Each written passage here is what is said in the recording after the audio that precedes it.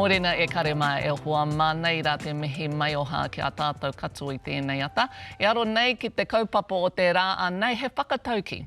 Ko te manukai miro no nā te ngahere. Ko te manukai mātauranga no nā te ao. It's a fitting whakatauki for our discussions I te ata nei. Tuatahi, the government has announced plans to repeal and replace the Resource Management Act. It was announced this week that the RMA will be replaced by two acts, the Planning Act on Land Use and a Natural Environment Act, making it easier, the government says, to get things done while protecting the environment. But in the process, they're removing the clause requiring people to take into account the principles of the Treaty of Waitangi. So without this clause, what does this new legislation actually mean? So this is the RMA. That's what we're getting rid of. The government has announced plans to replace the Resource Management Act, or the RMA, the law that decides how we use Aotearoa's land and natural resources.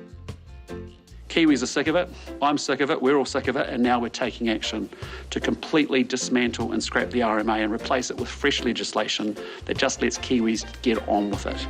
The RMA is all about balance, allowing development like new buildings and infrastructure while protecting our taiao or natural environment. Right now, the law says that decision makers must consider the principles of Te Tiriti o Waitangi. This is known as a treaty clause, and it's a common feature in legislation. The RMA changes to me is another a cultural law on Te Iwi Māori, but not only that, what it does is it removes the protections that Te Tiriti o Waitangi provides, not just for Māori, but for all of Aotearoa. And it's just part of their agenda to remove Te Tiriti o Waitangi, which is the only thing that protects Aotearoa from international greed and corporate exploitation. But under the government's new plan, this treaty clause will be completely removed. Now, what could that mean for Māori rights, the environment and decision-making? We're here to discuss these sweeping changes. I'm joined by environmental planning expert Dr. Mahina-a-Rangi and Toitu Te Tiriti spokesperson Kapa-Kingi. Tēnā kōrua, pai ki te a kōrua I tēnei ata. Thank you so much for joining us. So we heard Chris Bishop this morning, the minister in charge of these reforms, saying that the treaty clause was too amorphous and unclear, but that Māori rights are important in the new legislation. And in fact, he kept repeatedly saying that the devil is in the detail. What did you take from that?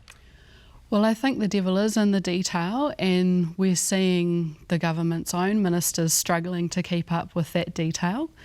One particular area of detail that is quite concerning is not just the changes that are proposed to the Treaty of Waitangi clause in the RMA, but actually the relegation of other really important clauses for Māori.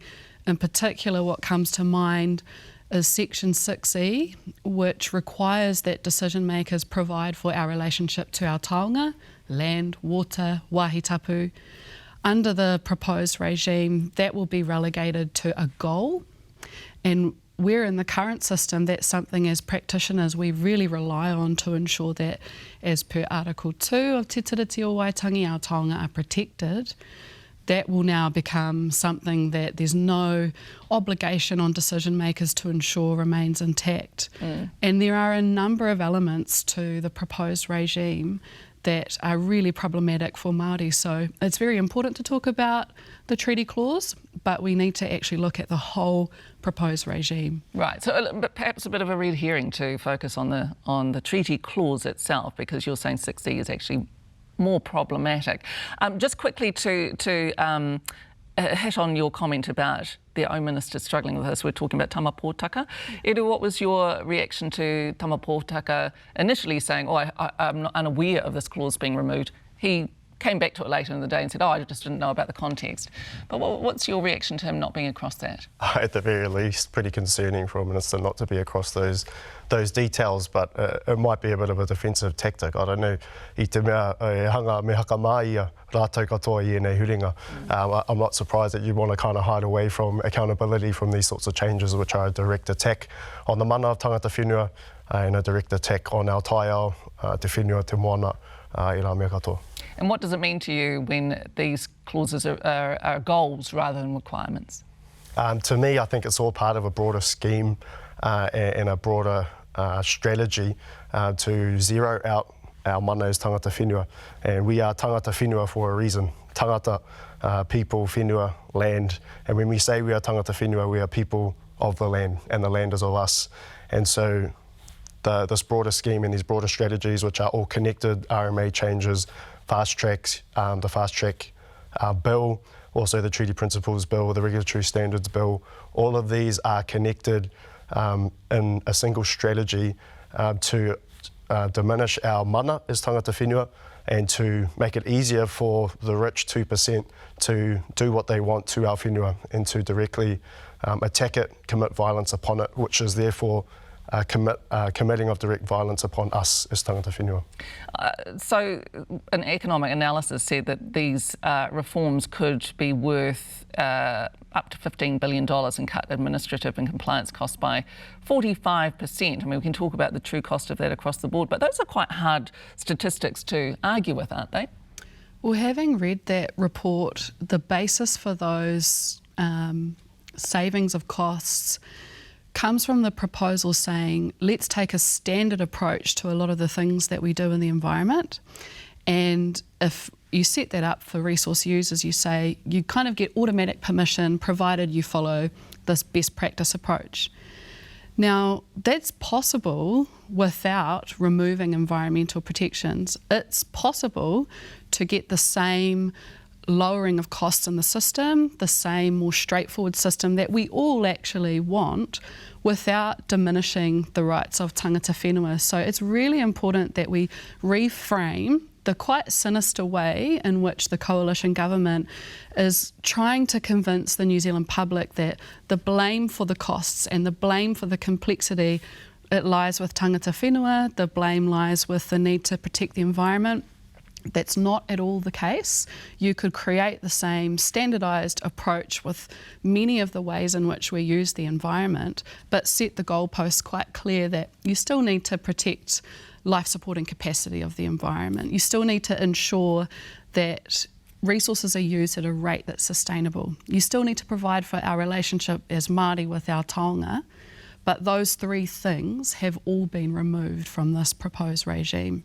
So it's quite concerning that that argument of cost is being used to justify satisfying a small set of economic interests and making it easier in the short term for them to use environment. The government says, you know, we need to get rid of this culture of no, and that progress has been held up by, I dare say, you know, the environment and Māori interests, among other things. What is your response to that, getting rid of this idea of no stopping progress? I think more accurately, they're just getting rid of culture, full stop. And that's the biggest concern for me. And it's ironic, and going back to the point around cost, simply for me, it should always be mana over money. And I'm talking about mana of the whenua, mana of the moana, and those should be our priorities, because money, $15 billion or whatever figure you put out there, will mean nothing if we have no whenua to live on. And these changes will do nothing to address or provide solutions for an impending climate crisis. It's only going to make it worse. And that's going to affect all New Zealanders, not just tangata whenua, but it will have a greater impact on tangata whenua Māori communities who are already living in impoverished environments, already living in poverty. And that's the greatest concern. And the irony is that actually the solutions to climate crisis lie in Māori communities, lie in our kōrero tuku iho, in our ancestral connection with the whenua. And in the opening there was talk about the RMA supposedly being about balance. If there are any people that know about balance and living in balance with the whenua, it's tangata whenua, because we did that for 800 years before James Cook got here. Are we stopping progress? It depends how you would define progress, right? If progress means our mokopuna having land and healthy waterways to have access to and to connect to is through their tupuna and through their whakapapa. If progress means having a land that thrives and therefore a people that thrives upon it, oranga whenua, oranga tangata, then no way. Prioritising culture is actually the only way that we can get to that type of progress, to that type of oranga. Ka pai. Interestingly, the government's own expert advisory group on the reform actually recommended the current treaty principle clause from the existing RMA be carried over to the new legislation. The government doesn't want that. If it did do that, would that be enough? No, it wouldn't be enough. We need to be giving effect to Te Tiriti o Waitangi. We need to be giving effect to the actual founding document of our nation. And it's important to point out that of the 20 key recommendations that were made by that expert advisory group, only 10 of them the coalition government have adopted. So that continues to raise questions about the detail, because the options that Cabinet have taken, there isn't really a lot of detail in terms of how this will work on the ground. For example, if I can give an example, if I think about a local current issue where we're fighting a developer from coming in and exhuming one of our urupa in Wāhi-Tapu, under the proposed regime, we would have to quantify the effects of that in terms of externalities, which is an economic mechanism to measure something in terms of the monetary cost. So a key question I have for Minister Pōtaka, Minister Jones and the other ministers involved in these decisions, you tell us as Māori, how do we quantify in monetary terms the exhuming of our tupuna? How do you quantify in monetary terms polluting our waterways where we might go and tohi our pepe? Some of the most important ways in which we interact with the environment, and not just as Māori but as New Zealanders, you can't quantify those things in monetary terms. There's a role for those types of assessments, but it's certainly not the broad way in which this government would have us do this type of decision making. We have to wrap in just a moment, so I'm just going to come to you, Edu, because you've touched on an important point. This is not just a Māori issue, ne? It's for all New Zealanders to think about. Oh, it's okay, and I think it's a theme globally, right, that actually Indigenous philosophies are world-saving philosophies, and we have to believe in that and see the beauty of our tikanga and the power of our tikanga for what it is, and to embrace that. So what I say to all people who call Aotearoa home, don't be afraid of tikanga Māori.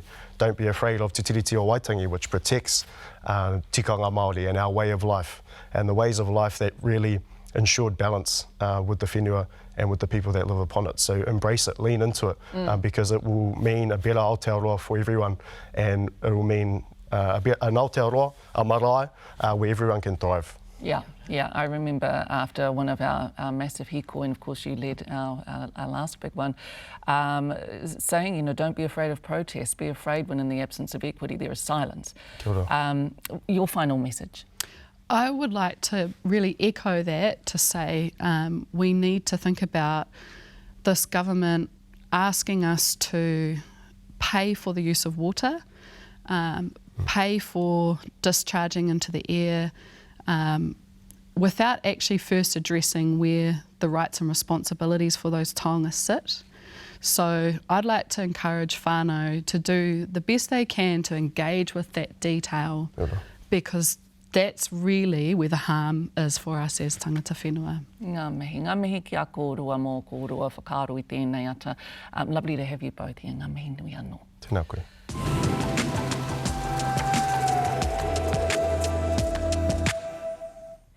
No mai hoki mai. Across Aotearoa, 42 councils will hold binding referendums on the future of their Māori wards.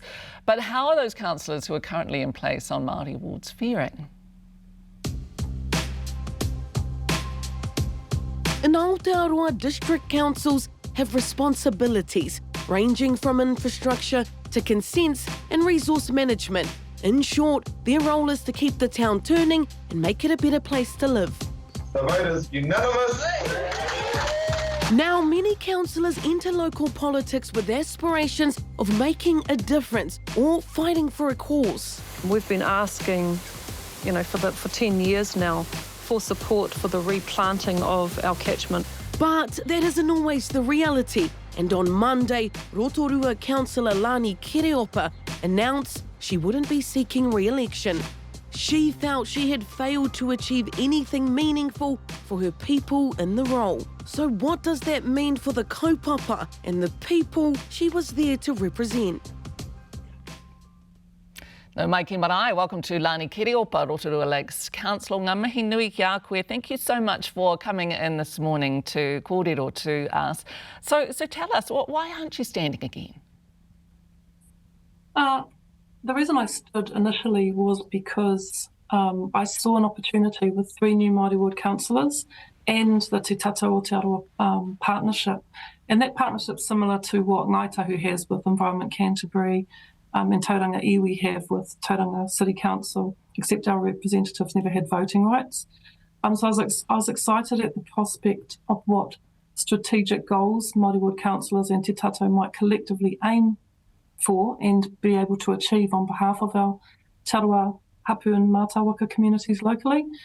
Unfortunately, though, Te Tato was immediately disempowered as soon as we got in and sidelined by the new council leadership through the restructuring of council committees, which prevented iwi representation and breach of the council and Te Aroa partnership.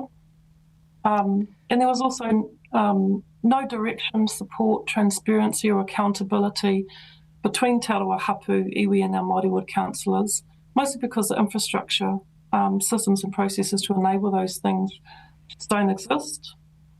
And I stood because I thought there was an opportunity to achieve some things, and mainly at that time there were changes being made to the Rotorua district plan to support housing intensification, and I was really concerned about the racist town planning that we'd seen, which actively breaks down Kapa-Kingi communities here, which are the backbone of our iwi, and I wanted our Kapa-Kingi communities to be recognised and protected within the district plan.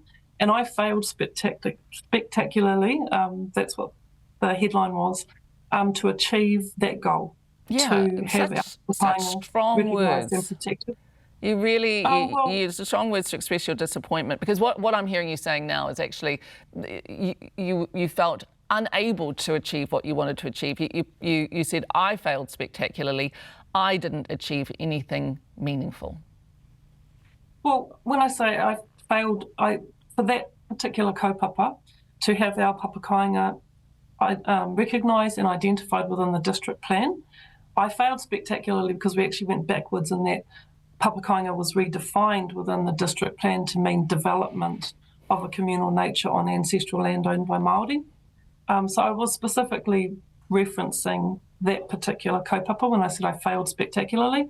I don't feel like I failed as a councillor. I did my best. I didn't achieve anything meaningful. And I feel like my transparency in saying that for our whānau and hapu will hopefully help to motivate us to start building our capacity, our infrastructure on the iwi side of the table to be able to engage better with councils. And I would rather be on the side of iwi trying, now that what I've learned as a councillor, I'd rather be on the iwi side trying to build that infrastructure rather than be a voice blowing on the wind on the council side of the table, which is what I feel I have been. O ngā mihi, I mean, you did say my time and efforts will be best placed elsewhere, so you will be working with iwi in what capacity?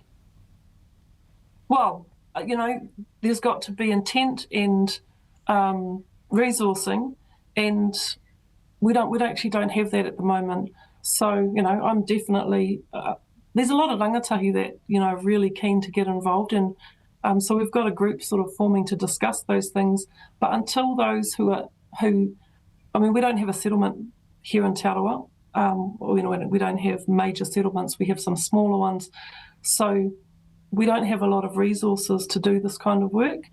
So I think there is intent for some people to do this sort of thing, but until we actually have the resourcing and support of those who do hold our collective iwi resources, we're not going to get far. And that's not putting it all on iwi to resource those things either. Local government need to be resourcing those things. We have to wrap in just a moment. I just want to quickly get your thoughts on your expectations at the local elections with the referendums. Given that most councils do want to keep or institute Māori wards, what's your expectation?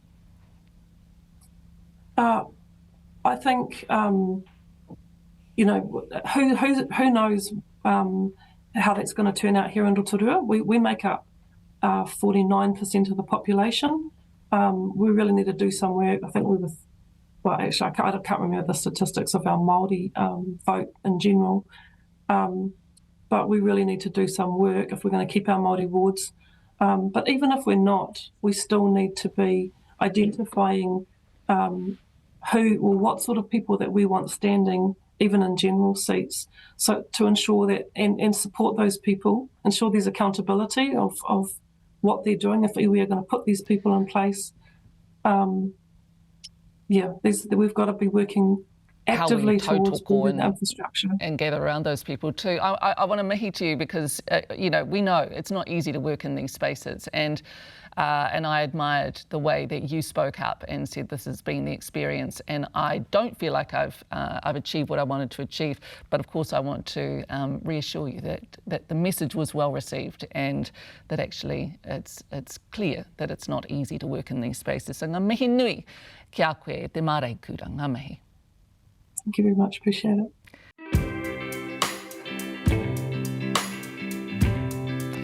No mea nor singer, songwriter, superstar Marlon Williams has been gracing us with his unique sound for over 15 years. Now his latest album, Te Whare Ti Weka Weka, recorded entirely in te reo Māori, is about to be released. Yvonne Tahana caught up with him ahead of his launch and national tour. There is some history on these walls. Oh, yeah, I mean, it's incredible. I feel I'm underqualified to play these guitars. They're so beautiful, but I'm gonna have a little play around, I reckon. Oh, anake ki te waka, ki te moana. He's as good as his word.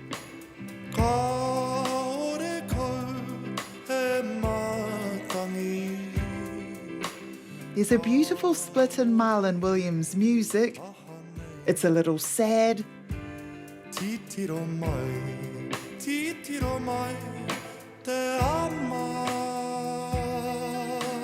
but the way he performs it, well, it makes you smile. It's a little bit showbandish, a bit Elvis. Shout out to Tapu and Ngāti Whiki for letting me go out into Rapaki, cast my weird boat out adrift. But yeah, I don't know, it's just that videos are just an excuse to have fun, you know. The 34-year-old country star's been touring since he was a teenager. Touring is really borrowing against the bank. And I've definitely not put my health first. There's been times before I've gone on stage where I thought, I can't talk. I've got to try and work out a way to put myself first. Part of doing that, he's now set to release his first te reo Māori album, Te Whare Ti Weka Weka, on April 4. And there's a doco too of its making. The reo, or the language, is a beautiful tool that unlocks something in me. The use of the country's national language is widely embraced, but complaints are increasing. Te reo Māori takes one generation to lose and 3 to regain it. How far are you willing to commit to this? I'm still at the bottom of the hill, but you know, luckily I had some good people around me with my collaborator and sort of reo guidance person, Komi Tamati Elif, who's an amazing rapper and also a lecturer down at UC. Still, he's always loved singing in te reo, and Aua Atura is the first single. It gently pushes against an idea that took off in COVID.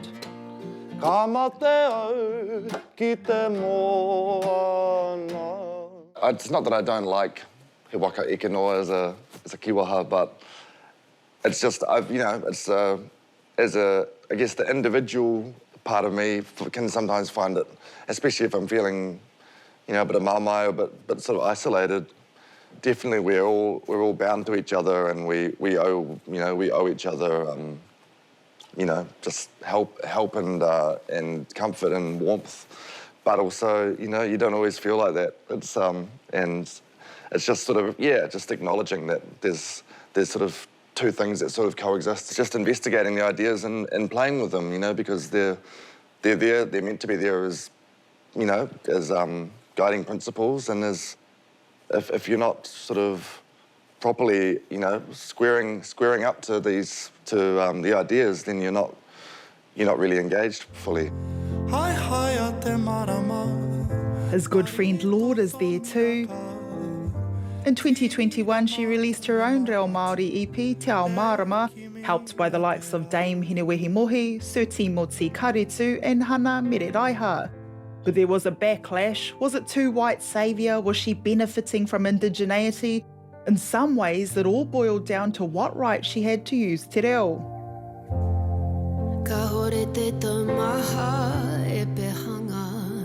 She can stand on her own feet, whether you think it was a good or a bad move. And I think that's if nothing else, then anyone can at least see that that's a good thing, you know, to centre the conversation around the reo. You know, if Lord was my friend and she caught that criticism, I might have rung her and said, don't worry about those idiots.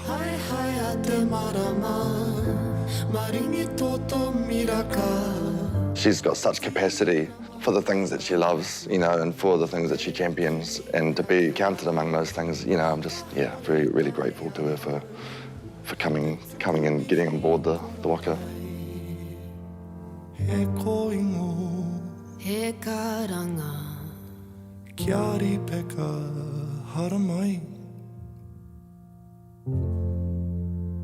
Their waiata Kāhore he Manue pays tribute to someone special. Who's Ripeka? Ripeka is my nan, who passed away when I was about 17, but she just someone I used to sing with a lot, and we'd sing a lot of gospel music, and just, you know, sort of my original, I don't know, she just has loomed large over my life and in my memory, and sort of follows me around when I'm going around the globe. I am just a poor boy, though my story's seldom told. His nan probably so proud of big global projects that have fallen his way. For a pocket full of mumbles, such are promises. Like Netflix's Sweet Tooth, where he played a doomed good guy. No, I feel very lucky to sort of sideboard my way into the film and TV worlds. Still, for now, there's an album to promote, and his whānau are along for Marlon's te reo journey. He's taken the music home to Torere with a cute little hype man.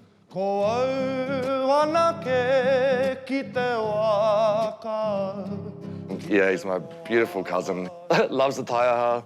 He's up at 6 a.m. every morning, like going up and down the hallways. Yeah, Manaki, I was like, I'll do some taiaha behind you. And it's like, great, I'll do my thing, you do your thing.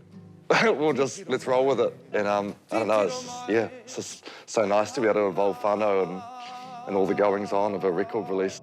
Hoping that it all hits just right.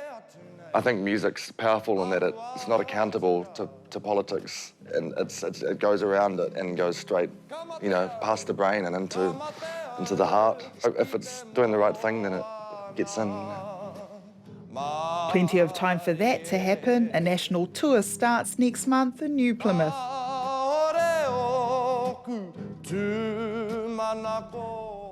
No a tāhua hoki ranga mehi e te whānau ka kiti a koutou a te era wiki kia haumaru te noho.